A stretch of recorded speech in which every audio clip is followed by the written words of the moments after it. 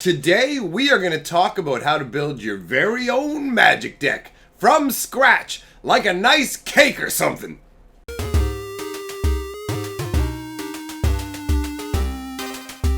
Greetings, owners of fine luxury cardboard rectangles, and welcome to my video on how to build a magic deck. Super simple idea, right? Now, I'm massively old school, guys. You gotta understand. I started in 1994. There were no decks, there were no guides, there was no nothing. So I'm going to teach you the way that an old schooler like me builds decks. I don't know how the other guys do it. If you want some more professional deck building advice, things like that, go on over, check out Saffron Olive. That guy putting in the good work, man. I like what he's doing over there. Go check out the fun he's having. Anyhow, let's talk about what I've been up to, because a combination of effects came together that made me decide to make this video. One was getting a message from Drew saying, hey, it'd be cool to see a video about how to build a deck.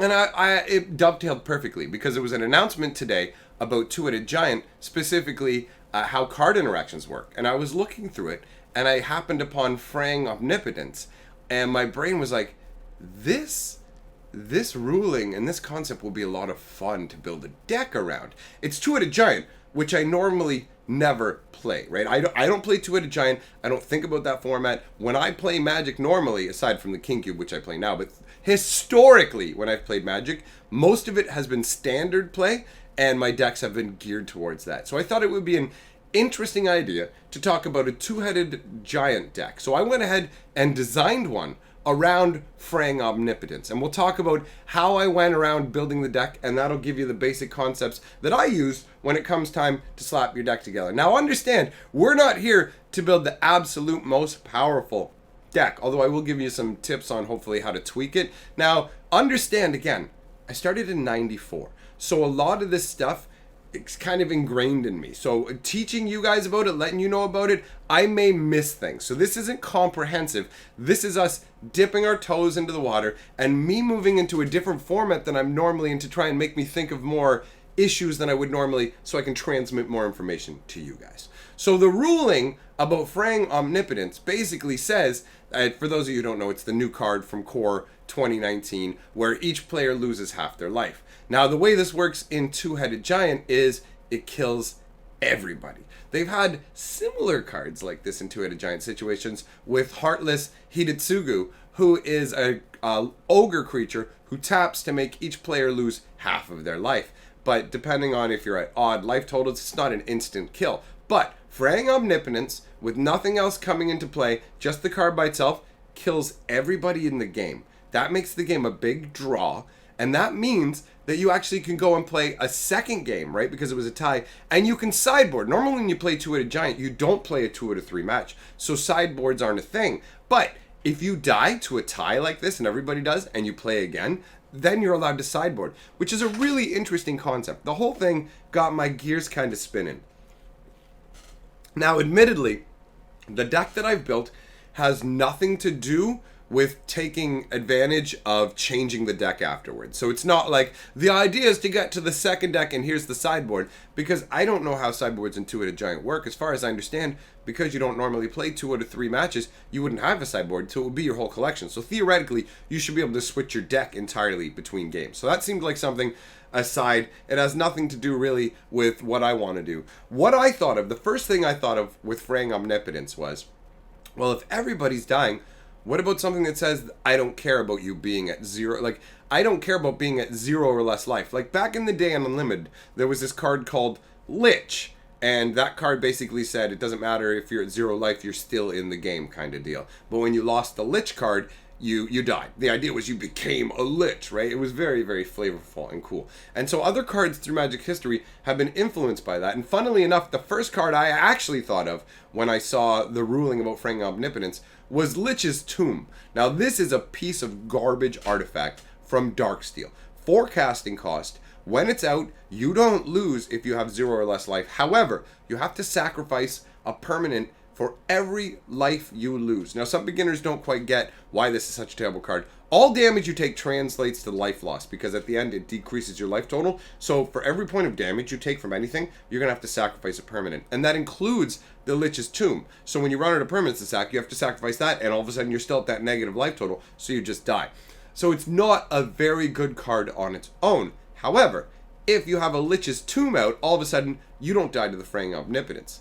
Now your partner does. Now here's the thing about this deck that I've designed here. The idea is for both of the two-headed giant players to play the exact same deck. This is meant to be cloned and have both players play a copy of this. Now I don't know if that's normally done in two-headed giant, because like I said, this is a format I don't normally go into, but I wanted to have fun, I wanted to explore, and guys, the only thing you need to build a deck is just the tiniest little concept. It can be something like the Fraying Omnipotence Lich's Tomb thing that I came up with, or it can be something like, I just want a deck with big green beaters. All you need to do is have a core concept of what you're trying to do. So the deck that I want to build, the concept is for you and your other head to survive the Fraying Omnipotence while instantly killing both of your opponent's heads. Bam. Done. That's the idea behind the deck.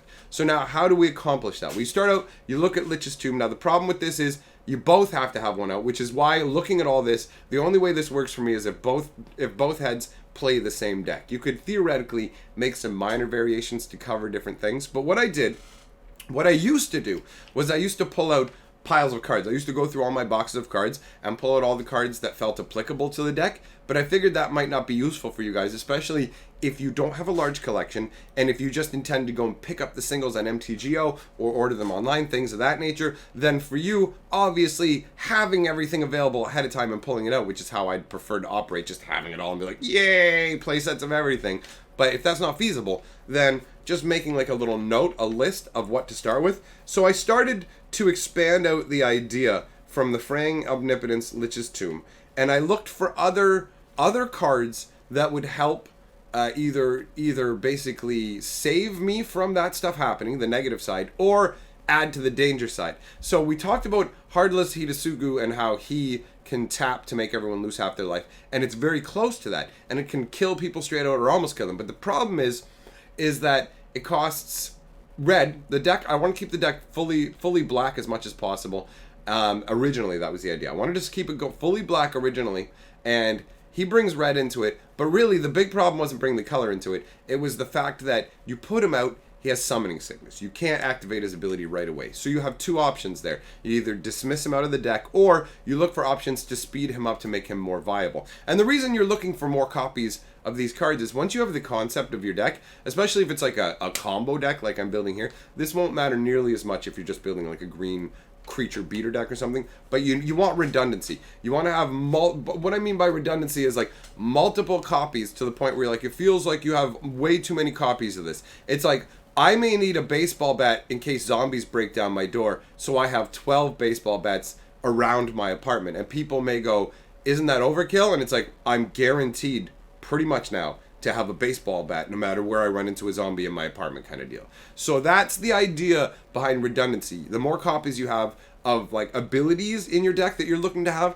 the harder it is for your opponent to disrupt those abilities, essentially. Again, big green creature deck, something like that, more straightforward. Your redundancy is more in like, hey, I want to beat your face in, so I'm going to make sure to have enough creatures to sufficiently reach that goal. You want to know what the theme of your deck is, and also what the goal of that theme is. You know what I mean? Like, the theme can be big green beaters. The goal of that deck is to smash your opponent's face into oblivion. The goal of this deck is to wipe out two heads in one go by playing Fraying Omnipotence and having out Lich's Tomb or something else, Lich's Tomb or something else equivalent in nature.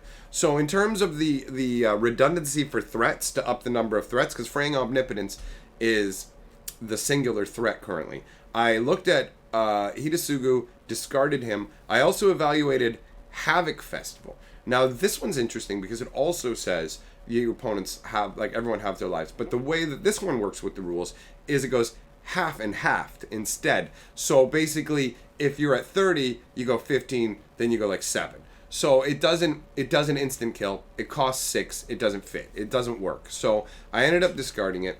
For this concept, I actually finally decided that it was going to be like a glass jaw style threat deck, where if somebody is playing something like Cranial Extraction, where they can specifically remove the card from my deck ahead of time, that, like, if they can just name the card and remove Fraying Omnipotence, the deck can't win. It's not built to win without this. And the thing about Fraying Omnipotence that's really cool is because it kills everybody, it's a reset button. You can tie the game on a moment's notice, and both of the giant heads will be playing 4 copies of this. So you have a bunch of reset triggers built into your deck in case you, like, oh man, we're right on the edge and we're not going to be able to win. Now, in the original build, in terms of redundancy for the Lich's Tomb, I started to look around and I found some excellent replacements, or to go along with them, I should say, not replacements, because we're looking for redundancy for more copies. You only end up trimming stuff out when you feel like you have too much. So I found Phyrexian Unlife, which I feel is a really good include for this kind of a deck, and also I picked Lich's Mirror, which is actually the absolute best for this deck, because Lich's Mirror, the way that Lich's Mirror works in Two-Headed Giant is when Fraying Omnipotence goes off, only one player has to have the Lich's Mirror, and both players will survive. That's how it works. Both players will survive with their life total set to 20. So one Lich's Mirror and one Fraying Omnipotence between 2 players is all that's required to win the entire two-headed match. And that is the strongest inflection point of doom, basically, with the deck. That's the strongest I could find. Now, bear in mind, I didn't spend hours scouring for every single card I could find. I did some simple searches and also relied on the knowledge I have of a bunch of cards. So for the threats and protection from threat combo, those were the ones I went with. I have Fraying Omnipotence as the actual threat, and then to protect me in combo with the threat to make it an actual win, Lich's Tomb, Phyrexian Unlife, and Lich's Mirror. Now, because both decks are playing these artifacts, and because both decks want to have Lich's Tombs out, like if you have a Lich's Tomb, the other guy wants to have a Lich's Tomb out, and there's a lot of artifacts in the deck, I selected Sculpting Steel because it can be used to copy anything on the fly, which is really, really useful.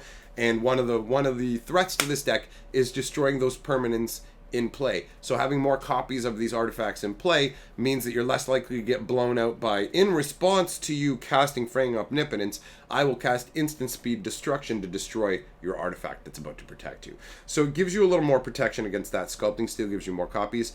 The original, like, I have multiple, we're going to go through the different iterations of building here. Platinum Angel was an include because you can't lose the game, and also because it's a threat, it does damage, so that was on the original list. Street Wraith was included because it can technically be used as a threat, but it's pretty much the sole purpose in the deck for Street Wraith is to pay the 2 life to pitch it to draw a card. Because what that does is when you're running 4 Street Wraiths and you only have them in there to draw cards and you're always willing to pay the life, it essentially means you're running a 56 card deck. That's the idea. You're trimming down the deck size so you can get to the 2 key pieces you need to win faster. So Street Wraiths are in there solely for that. If some crazy situation came up, you could put them out as a creature to buy you a turn or 2 to block something threatening. In terms of dealing with counter magic is one of the biggest threats that this deck would encounter. Countering the Fraying Omnipotence would be a huge issue. So I have down here Duress / Kozilek's Inquisition as my original thoughts to deal with that, because it's a cheap and effective way to remove and learn about counter magic in your opponent's hand. And the final thing I have on the starting version list is Simian Spirit Guide. And that is in there because not to be played as a creature, it's in there solely to be removed from your hand for the red mana. That's what it is. It's just about accelerating out parts of the combo. If you need to cast the Fraying Omnipotence faster, get the Lich's Mirror out faster, whatever it is, because the 2 of you are maneuvering together to get this going. Because in 1 turn you can cast it all, right? Like on the 5th turn, if one has a Lich's Mirror and one has a Fraying Omnipotence, you can take the game, right?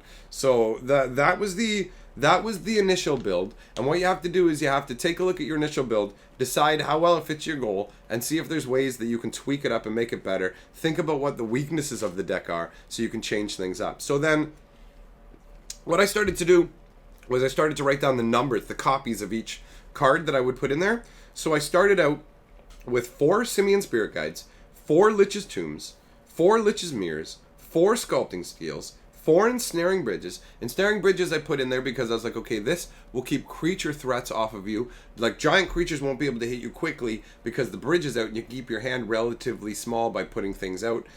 So that would buy you some time to get your combo off. Then we have 4 Street Wraiths, 4 Fraying Omnipotences, 4 Phyrexian Unlifes, and 4 Duress / Kozilek's Inquisitions. And for the mana base, I selected, originally I just had it as all swamps, okay? And then I looked at this build and I said that there's some weaknesses here. I feel like Lich's Tomb is the absolute weakest thing there is. And between the sculpting steels and the fact that there's 4 copies of Lich's Mirror and 4 Phyrexian Unlife, which are strictly better than Lich's Tomb in this scenario, except for the side corner case with sculpting steel not being able to copy Phyrexian Unlife. So I ditched Lich's Tombs. I cut the 4 Lich's Tombs, and I decided to replace them with Guardian Idols for a couple of different reasons. Guardian Idols tap for mana, but also can be turned into chump blocking creatures if you need to throw them away of some big boosted out, cheated out creature that you can't afford to take a hit from a turn. So the Guardian Idol works as acceleration, defense, and can also be copied with the Sculpting Steel, which I really like. I looked at the Ensnaring Bridge and I realized that with the speed of this deck and the ability to reset the game if the board state gets too untenable, that Ensnaring Bridge just was too slow and ineffective for the deck, and actually what it needed was quick, effective answers that could be used rapidly if something big or problematic showed up, or just even small but problem creatures. And so I elected to go with Fatal Push because it only costs 1 mana and you can use it to kill creatures. The problem with the Fatal Push obviously being that you have to have a permanent go to your graveyard, and so that also ties into the changes that I made to the mana base in an attempt to, you want to make the deck as narrow as possible. You want to have the highest chance possible of drawing either a Lich's Mirror ideally and the Fraying Omnipotence, right? So to do that, you want to decrease the chances of drawing anything else. The Street Wraiths help to take the deck down by 4 cards, but also here's where fetch lands come into play. And what you have to bear in mind is fetch lands will cost you life, and Street Wraiths will cost you life, but this deck is specifically built around leveraging your life as a resource. You're trying to combo off.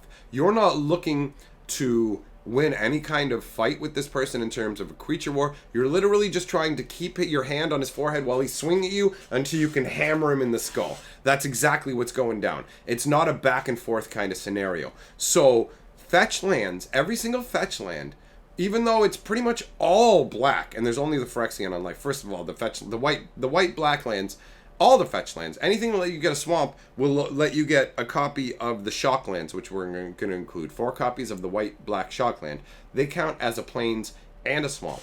So any of the fetch lands that we put in, because we're going to put in all of the swamp aligned fetch lands, and that means we can use them to grab regular swamps, which there are 4 of in the deck, or the the shocks, which there are 4 of in the deck. So basically, you just want to thin down your chances of drawing lands. Each time you do that, you thin down the chances. Now, I ended up putting 12 fetches in there, even though there's only 8 lands you can fetch with them, just to have an increased amount of lands to sacrifice to make sure that you can hit harder with the Fatal Push. And also, just to make sure you hit that deck thinning, because time is going to be of the essence with this deck, my friends. So that was the final build. Is 4 Simian Spirit Guides, 4 Guardian Idols, 4 Lich's Mirror, 4 Sculpting Steels, 4 Fatal Pushes, 4 Street Wraiths, 4 Fraying Omnipotences, 4 Phyrexian Unlife, 4 Inquisitions of Kozilek, because I decided that you're just looking to get rid of counter magic and early threats. You're not worried about massively expensive spells because you can either win or reset the game before they matter. And then the mana base is 4 Swamps, 4 White Block Shocklands, and 12 of the... oh, wait a minute. 12. No, hold on. There's 4 black lines, so that's 16. 16 fetch lands, sorry. So you've got twice as many fetch lands as non-fetches. That mana base may be a little wonked. You may need to tweak that if you ever do play with it. This is just like a run-through of a deck that's never been played, has just been mentally crafted. That's how I went from the start to the finish of my inspired by Fraying Omnipotence, wanting to build a weird combo deck. So, let me know what you guys think if you end up building it and playing it